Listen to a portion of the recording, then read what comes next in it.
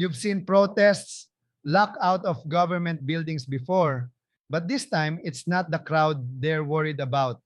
So bakit ganito ka-tight ang security sa Senado ngayon? Kasi sa July 6, magsisimula na ang trial ng isang sitting vice president. Isang usapin na marami ang nagsasabing isa sa pinakamalaking legal at political na labanan ng henerasyon natin. Hindi ito simpleng kaso sa korte. Ito ang trial ng isang taong gustong maging presidente sa 2028. At ang resulta nito, maaaring baguhin ng tuluyan ang buong larawan ng Philippine politics. Kailangan munang malaman kung bakit ka dapat mag-abala. Kung mapatunayang guilty si VP Sara Duterte, dalawa ang mangyayari. Aalisin siya sa pwesto at permanenteng ibaban sa anumang public office. Hindi lang siya mawawalan ng trabaho, mawawalan siya ng kinabukasan sa politika, kasama na ang 2028 presidential bid na opisyal niyang inanunsyo noong February 18 ng taong ito. Ang boto para makonvict, 16 sa 24 na senador, 2 ayon sa Acting Senate President Win Gatchalian. Fixed ito. Hindi magbabago kahit sino ang absent. Pero may mga abogado at dating Supreme Court Justice na nagsasabi, baka hindi 16 ang kailangan. Baka 15 na lang. Kung ganon, lahat ng kalkulasyon nagbabago. Ito ang pinaka-contested na legal na tanong bago pa man mag-testify ang unang witness. Para maintindihan ang July 6, kailangan nating bumalik. December 2024. 4 na reklamo ang na-file laban kay VP Sara. Pero dahil sa one-year bar rule sa konstitusyon, hindi agad makakakilos ang Kongreso. February 5, 2025, una siyang na-impeach, 215 boto sa House. Pero ang Senado ay nag-remand nito pabalik. Hindi pa ito ang tunay na labanan. July 25, 2025, binalik ng Korte Suprema ang buong proseso. Sa GR number 278353, unconstitutional ang unang impeachment na trigger na ang one-year ban ng mga reklamo noong December 2024. Si Sara libre muli pero hindi matagal. February 6, 2026, expire na ang one-year ban at sa loob ng ilang oras, bagong reklamo na naman. 2 linggo pagkatapos inanunsyo ni Sara ang kanyang 2028 presidential run. Para sa akin, hindi ito simpleng balita. Ito ay deklarasyon ng kanyang intensyon na labanan ang lahat hanggang sa susunod na eleksyon. April 2026, 3 araw ng hearing sa House, 3 pinakamalaking ebidensya. Ang testimonya ni Ramil Madriaga tungkol sa confidential funds, ang AMLC report na nagpapakita ng 6.77 billion sa flagged bank transactions, at ang authenticated na video ng November 2024 na pahayag ni Sara. Ang video kung saan sinabi niyang may na-hire na siyang assassin.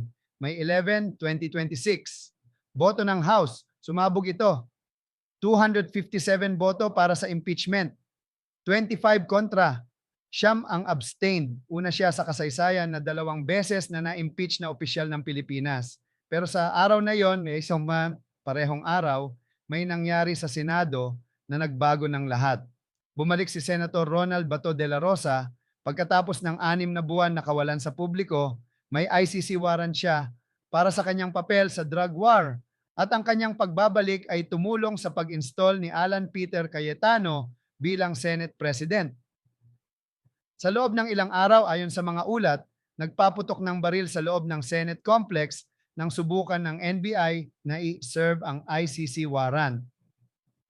Cayetano nag-post ng video na nagsasabing ang Senado ay inaatake.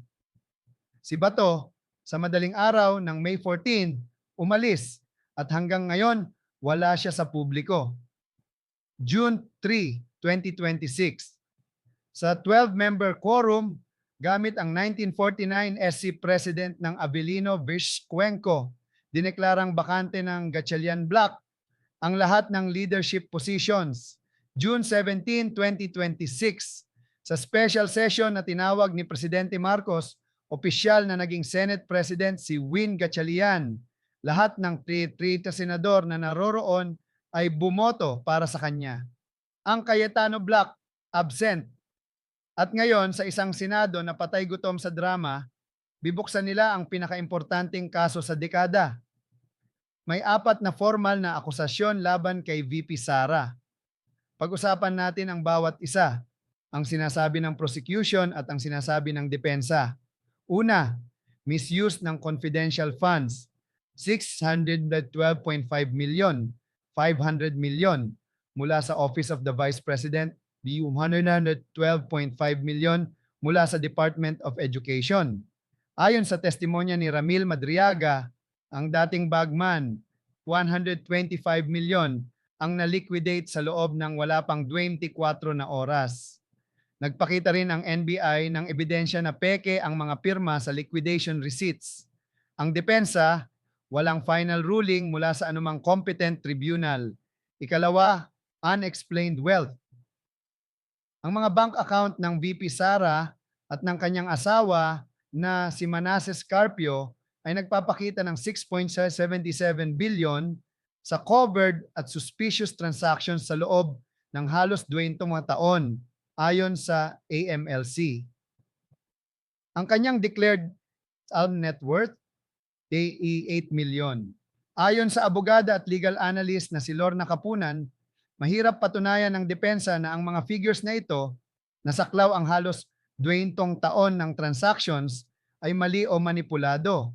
Ang depensa ni Sara naman ay nagsasabing ang AMLC findings ay hindi dapat inilabas sa publiko. Paglabag sa bank secrecy laws iyon at ang kanyang asawa ay nag-file ng kaso laban sa mga prosecutor. Ikatlo, bribery. May cash envelopes na may label na Hope ang umano'y ibinigay sa mga DepEd officials, 50,000 bawat isa, para impluwensyahan ang procurement decisions. Tinanggihan ng kampo ni Sara ang lahat. Ikaapat, ang assassination threat. Ito ang pinaka-dramatic at ayon sa prosecution, pinakamadaling patunayan. Noong November 23, 2024, sa isang midnight na online press conference, sinabi ni VP Sara na kung siya ay mapatay, may na-hire na siyang tao para patayin si Presidente Marcos, First Lady Liza, at dating Speaker Romualdez. Authenticated ng NBI ang video. Ayon kay NBI Director Melvin Matibag, walang editing, walang splicing, walang AI manipulation, at nag-cooperate pa ang Meta para ma-preserve ang original URL. Naniniwala rin ang NBI na may aktual na assassin.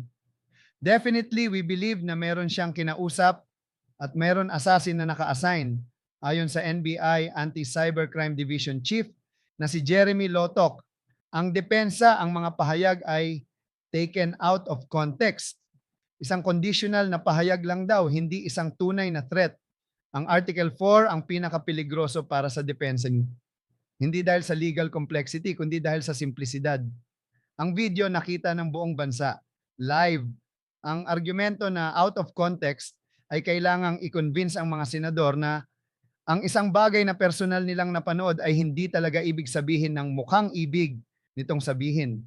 Magsisimula ang trial sa July 6 dito sa plenary hall ng Senado. Ito ang kailangan mong malaman para makasunod. Sino ang magpapresyente?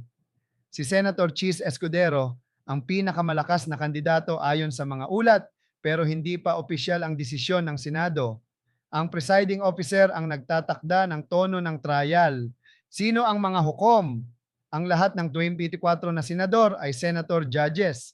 Lahat may boto at mandatory ang physical attendance. Ayon sa prosecution, dapat personal na maroroon ang bawat isa. Kailan sila nagmi-meet? Lunes, Martes, Miyerkules, 2 p.m. Ito ang regular na schedule ng trial. Ilang witnesses? 25 ang nakalista ng prosecution, mga sapin, mga opisyal ng AMLC, SEC, Ombudsman at NBI. Posible ring tawagin ang BIR. At ang pinaka-critical na tanong, 16 or 15 ang kailangan para makonvict. Ayon sa political analysis ng Rappler, ang Gatchalian bloc ay naniniwala ang may hawak silang 12 boto. Samantalang ang Cayetano bloc ay may 10. Para makonvict, kailangan ng crossover. Kung walang crossover, acquittal.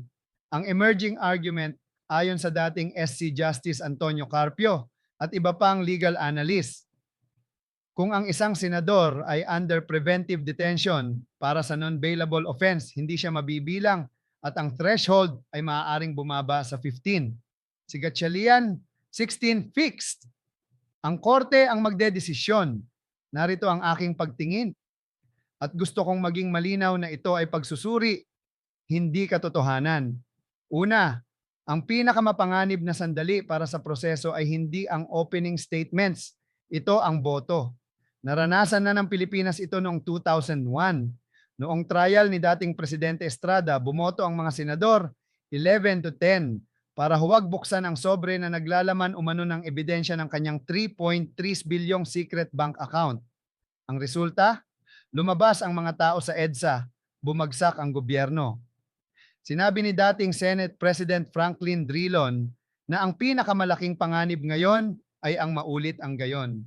Ikalawa, ang numerics ay mas mahirap kaysa sa mukha nito. Ang bawat senador ay may sariling political calculation. Ang 2028 ang kanilang relasyon sa Marcos administration, ang kanilang sariling legal na exposures. Ang 24th senador ay hindi anonymous. Hindi sila makakapagtago sa crowd. Ikatlo, ang trial ay magiging signal ng kalusugan ng ating mga institusyon at kung may second envelope moment, magiging alingaw-ngaw ito ng pinakamasamang bahagi ng ating kasaysayan. At ikaapat, ang resulta ng trial ay hindi magtatapos sa Sara Duterte bilang political force. Ang pangalan na Duterte ay patuloy na may timbang sa Mindanao, sa masa. Ang impeachment ay legal na proseso, hindi katapusan ng Duterte era. 4 na bagay ang babantayan sa mga darating na araw. Una, ang pre-trial order. Dapat ilabas ito bago mag-June 25. Ito ang magtatakda ng eksaktong panuntunan ng trial. Ikalawa, ang final na pagpili ng presiding